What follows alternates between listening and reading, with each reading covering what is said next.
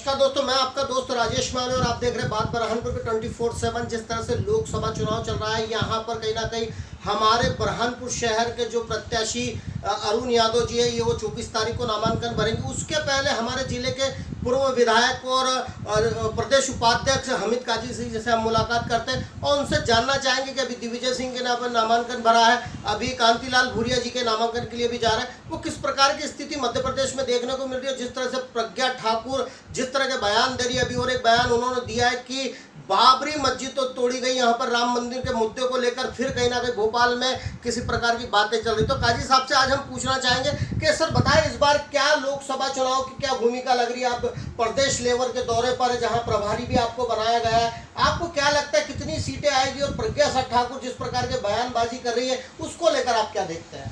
सबसे पहले तो मैं आपको बता दूं कि मध्य प्रदेश में कम से कम 20 से 22 सीटें कांग्रेस की आएगी और आगे चुनाव जैसे जैसे बढ़ते जाएगा बढ़ भी सकती है, कम का तो कोई संभावना नहीं है।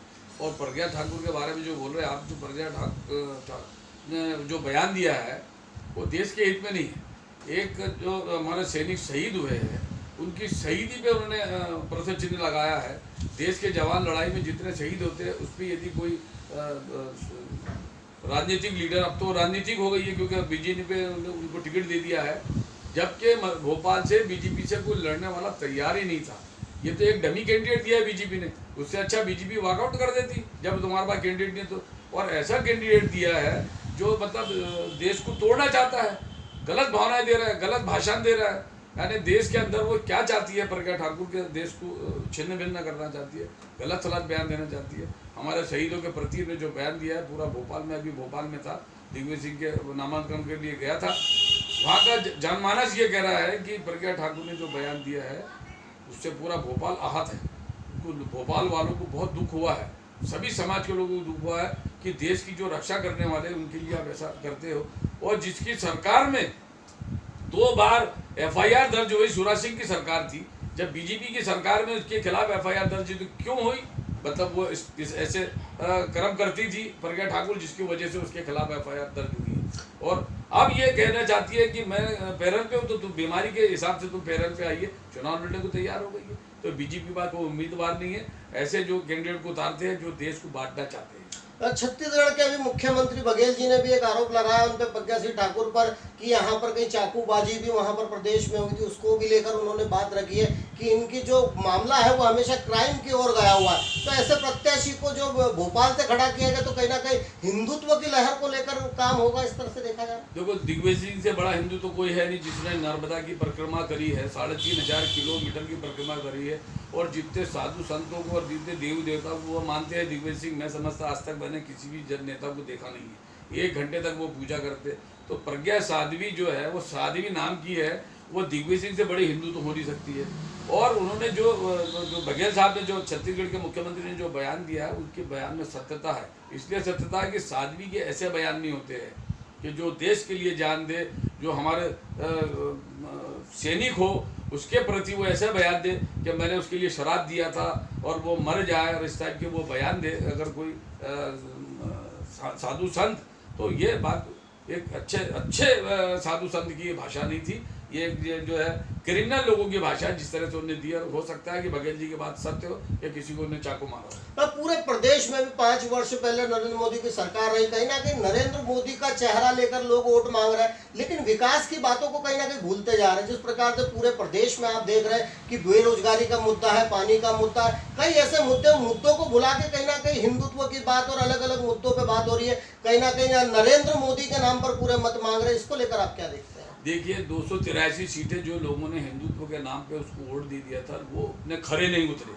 ना उन्होंने हिंदुत्व को ध्यान दिया और ना विकास का ध्यान दिया।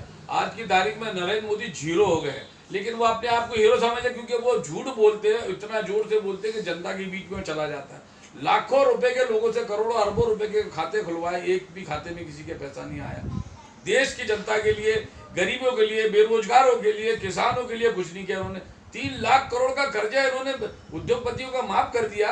ये चाहते तो किसानों के खाते में डाल देते 3 लाख करोड़ रुपए, तो किसान आज तराई तराई नहीं करता रहता।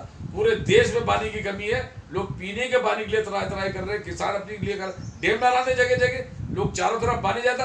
अटल जी की सरकार थी जिसमें उन्होंने कहा था कि सब नदियों को जोड़ेंगे, इन्होंने ऐसा कौन सा काम किया? बुलेट ट्रेन की यहाँ जरूरत नहीं थी, बुलेट ट्रेन भी ला, वो भी आज तक तैयार नहीं हुई है। इन्होंने विदेश घुमा, अमेरिका ने इनको वीजा देने से मना कर दिया था जब ये मुख्यमंत्री थे। आज उसके बहाने प्रधानमंत्री बन गए, लोगों ने इनको जिता दिया। पूरे विदेशों की ये घूमने का काम किया उन्होंने, विकास का काम कुछ भी नहीं किया और भाईबंदी को लड़ाने का काम किया। तो कहीं ना कहीं राहुल गांधी जी ने जो चौकीदार चोर का जो इस तरह का एक कैंपेन चालू किया था, उनको एक मुद्दा बना लिया। हर जगह कहीं ना कहीं युवा और कहीं ना कहीं नेता मैं चौकीदार इस तरह की सोशल मीडिया पर बातें चलते रहती, उसको लेकर क्या देखते हैं आप? ये तो एक नौटंकी है नरेंद्र मोदी जी की। वो अपने आप को चौकीदार कह रहे थे, तो ये जितने लोग विदेश भाग के पैसे ले लेकर, तो ये इन्हीं के साथी थे। अडानी अंबानी आज करोड़पति अरबपति बन गए। अनिल अंबानी को तुमने राफेल का ठेका दे दिया, तो ये चौकीदार कैसा है कि जो चोरों को मदद कर रहा है? ये चौकीदार नहीं है। इसलिए राहुल गांधी ने जो बात बोली थी एकदम सच बोली थी। और जो इनके चट्टे वट्टे वो अपने आप को चौकीदार कह रहे हैं, जो सांसद के चुनाव लड़ रहे हैं वो चौकीदार कह रहे हैं, जो विधायक है वो चौकीदार कह रहे हैं, जो इनके चट्टे वट्टे हैं, जो खुद भी चोर है, इसलिए अपने आप को चौकीदार कह रहे हैं। नरेंद्र मोदी अपने आप को बोलते हैं कि मेरा परिवार नहीं, संतान नहीं, मेरी किसी की जरूरत नहीं, तो फिर क्यों उद्योगपति को मदद कर रहे? गरीबी को मदद करो। जब तुम्हारा कोई परिवार से तुमको किसी से लेना देना नहीं है, धन दौलत से लेना देना है, तो उद्योगपति की मदद करने की वजह क्या है? तुम गरीबों को मदद करो, किसानों को मदद करो, बेरोजगारों को मदद करो। नहीं करना चाहते, वो देश में माहौल खराब करना चाहते हैं। और उनको चाहिए सत्ता। सत्ता के लिए वो कुछ भी कर सकते हैं, देश को छिन्न भिन्न भी कर सकते हैं। नरेंद्र मोदी की जो सोच है बहुत गंदी और गलत है।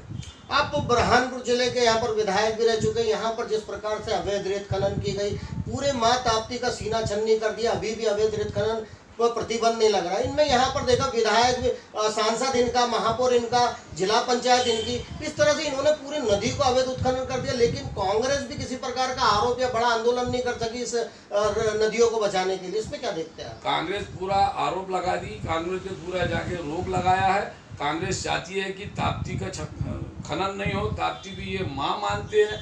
यहाँ पे जो एमएलए थी वो बार बार चुनरी उड़ाती थी, सांसद भी जाते थे, लेकिन इन्होंने ताप्ती माँ को खनन कर दिया, उसको गड्ढे कर दिए। तो उसकी वजह से आज पानी पूरे बुरहानपुर जिले को नहीं मिल पा रहा। अगर ताप्ती में गड्ढे नहीं हुए होते, उसकी रेत नहीं गायब होती, तो वहाँ पानी जमीन में रहता, पूरे लोगों को पानी पीने का मिलता है। लेकिन इनके अवैध धंधों की वजह से क्या था इन लोग नेताओं के पास, जो बुरहानपुर जिले के नेता बने हुए आज बीजेपी के, इनके पास क्या था? और आज देखो ये करोड़पति अरबपति हो गए। कहाँ से आ गया इनके पास पैसा? इतनी जमीन जायदाद कहाँ से आ गई इनके पास? इसकी जांच नहीं करते, इनकी चेकिंग नहीं करते, और हमारे मुख्यमंत्री के पीओ की चेकिंग कर रहे।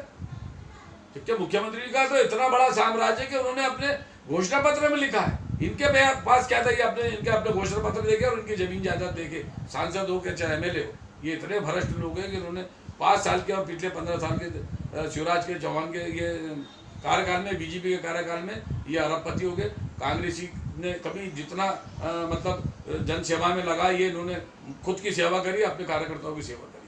मध्य प्रदेश में अभी आपको कितना लगता है कितनी सीटें कांग्रेस की आएगी और क्या सरकार कांग्रेस की बनेगी? इसको लेकर आप क्या देखें? राहुल जी प्रधानमंत्री बनेंगे।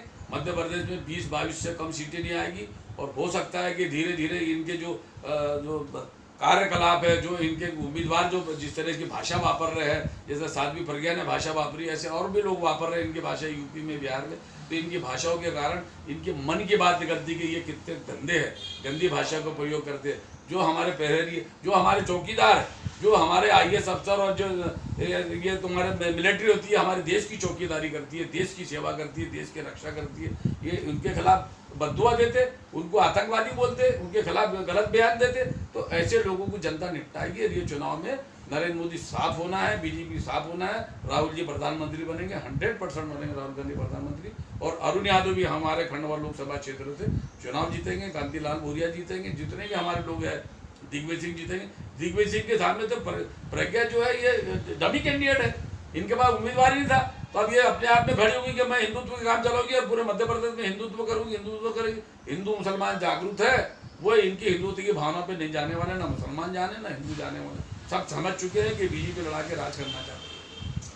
आज हमारे साथ में हमीद काजी साहब थे, पूर्व विधायक भी और प्रदेश उपाध्यक्ष भी है। जिस प्रकार से प्रदेश के दौरे कर रहे हैं, कहीं ना कहीं लगता है कि इनका कहना है कि कहीं ना कहीं कांग्रेस की सरकार बनने वाली है और सरकार बन सकती है। तो इस बार हम और कोई अन्य लोगों से मुलाकात करेंगे। जब तक के लिए आपके दोस्त राजेश मान को दिया, नमस्कार।